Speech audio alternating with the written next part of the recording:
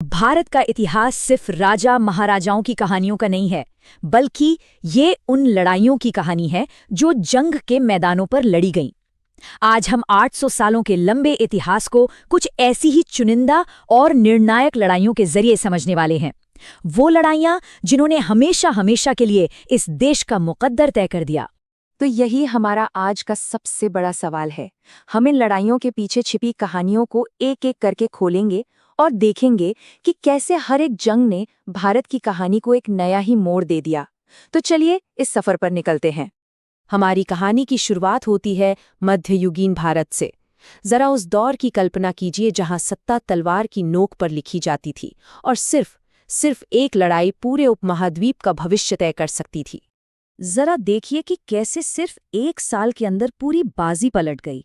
1191 में पृथ्वीराज चौहान एक हीरो की तरह सामने आए, हमलावर को खदेड़ दिया।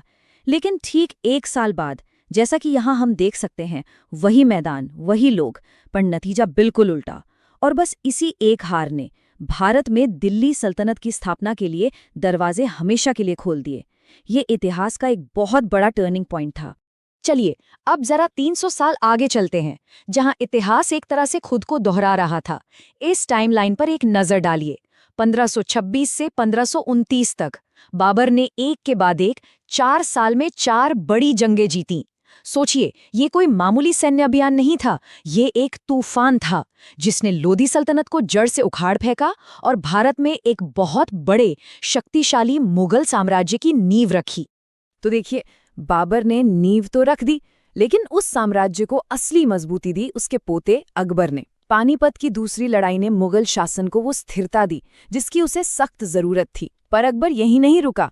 तालीकोट और हल्दी घाटी जैसी लड़ाइयों के जरिए उसने दक्षिण से लेकर राजपूताना तक मुगल परचम लहराया, और इस तरह भारत का राजनीतिक नक्शा एक बार फिर पूरी तरह से बदल गया। अब हम आते हैं 18वीं सदी में। तब तक मुगल साम्राज्य की वो पुरानी चमक फीकी पड़ने लगी थी, और इतिहास का यह नियम है कि जब भी कोई एक ताकत कमजोर पड़ती है तो कोई दूसरी उसकी जगह लेने को तैयार खड़ी रहती है। इस बार ये कोई सल्तनत नहीं थी, बल्कि एक ट्रेडिंग कंपनी थी, ब्रिटिश ईस्ट इंडिया कंपनी, जो भारत के दरवाजे पर दस्तक दे रही थी। अंग्रेजों के उदय को अगर समझना है तो हमें 1761 में पानीपत की तीसरी लड़ाई को देखना होगा। इस लड़ाई में अहमद शाह अब्दाली ने मराठों को हरा दिया। अब मराठा उस वक्त भारत की सबसे बड़ी ताकत थे और सही मायनों में अंग्रेजों के रास्ते का सबसे बड़ा रोड़ा भी। उनकी हार ने एक ऐसा पावर वैक्यूम यानी शक्ति शून्य पैदा कर दिया जिसे भरने के लिए ब्रिटिश पूरी तरह से तैयार बैठे थे। तो अंग्रेजों ने अपना पहला बड़ा दांव खेला 1757 में प्लासी की लड़ाई में। यहाँ उन्होंने बंगाल के नवाब सिराजुद्दौला को हराया। देखिए, ये सिर्फ एक मिलिट्री विक्ट्री नहीं थी, ये वो पल था जब एक व्यापार करने वाली कंपनी ने शासक की तरह सोचना और काम करना शुरू कर दिया और भारत के सबसे अमीर सूबों में से एक पर अपना कब्जा जमा लिया। इसके ठीक 3 साल बाद 1760 में अंग्रेजों ने भारत में अपने सबसे बड़े यूरोपियन कॉम्पिटिटर यानी फ्रांसीसियों को वॉन्डीवॉश की लड़ाई में बुरी तरह हराया। इस एक जीत ने ये पक्का कर दिया कि भारत पर कब्जे की इस दौड़ में अब उनका कोई मुकाबला करने वाला नहीं बचा है। और फिर आया वो आखिरी और निर्णायक झटका जिसने सब कुछ तय कर दिया। 1764 में बक्सर की लड़ाई में अंग्रेजों ने किसी एक नवाब को नहीं, बल्कि मुगल सम्राट, अवध के नवाब और बंगाल के नवाब, तीनों की मिली जुली सेना को हराया। बस इस एक जीत ने भारत की कई बड़ी सत्ताओं को एक झटके में घुटनों पर ला दिया और अंग्रेजों को यहाँ का बेताज बादशाह बना दिया। अब कहानी एक बिल्कुल नया मोड़ लेती है। अब ये जंग सत्ता हासिल करने की नहीं, बल्कि संप्रभुता यानी सॉवरेनिटी के लिए संघर्ष की कहानी है। पहले ब्रिटिश राज को चुनौती देने की और फिर एक आज़ाद मुल्क की सरहदों को बनाने की। साल 1857, इसे भारत का पहला स्वतंत्रता संग्राम भी कहा जाता है।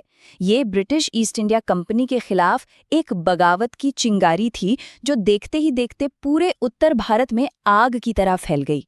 हालांकि इस विद्रोह को बड़ी बेरहमी से कुचल दिया गया, पर इसी आग ने भारतीय राष्ट्रवाद की उस ज्वाला को जला दिया जो आगे चलकर ब्रिटिश राज के अंत की वजह बनी। आज़ादी तो मिल गई, लेकिन शांति नहीं। एक नए देश को अपनी पहचान और अपनी सरहदें बनानी थी। और ये काम भी लड़ाइयों से ही हुआ। 1962 का चीन के साथ युद्ध, फिर 1965 और 1971 में पाकिस्तान के साथ युद्ध।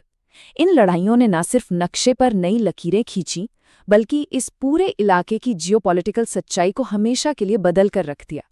तो जब हम इन 800 सालों के लंबे सफ़र को एक साथ देखते हैं तो हमें इतिहास में कुछ ऐसे पैटर्न दिखाई देते हैं जो आज भी उतने ही सच हैं। तो इस 800 साल के सफर से हम सीखते क्या हैं? सबसे बड़ा सबक तो यही है कि सत्ता कभी भी स्थायी नहीं होती। चाहे तराइन हो, पानीपत या फिर प्लासी, हर बड़ी लड़ाई एक दौर का अंत थी और एक नए दौर की शुरुआत। हमने ये भी देखा कि कैसे एक साम्राज्य के गिरने से दूसरे के उठने का रास्ता बना, कैसे बाहरी ताकतों ने हमेशा यहाँ की सियासत को बदला और कैसे आज़ादी मिलने के बाद भी लड़ाइयों ने ही एक देश के तौर पर भारत की पहचान को गढ़ा है। और ये सब हमें एक आखिरी और बहुत अहम सवाल पर लाकर खड़ा कर देता है। अगर इतिहास की ये लड़ाइयाँ हमें ताकत के बनने और बिगड़ने का एक पैटर्न सिखाती हैं, तो क्या हम आने वाले वक्त के संघर्षों को उन्हें होने से पहले बेहतर ढंग से समझ सकते हैं? ये एक ऐसा सवाल है जिसका जवाब शायद हमें अपने अतीत में ही ढूंढना होगा।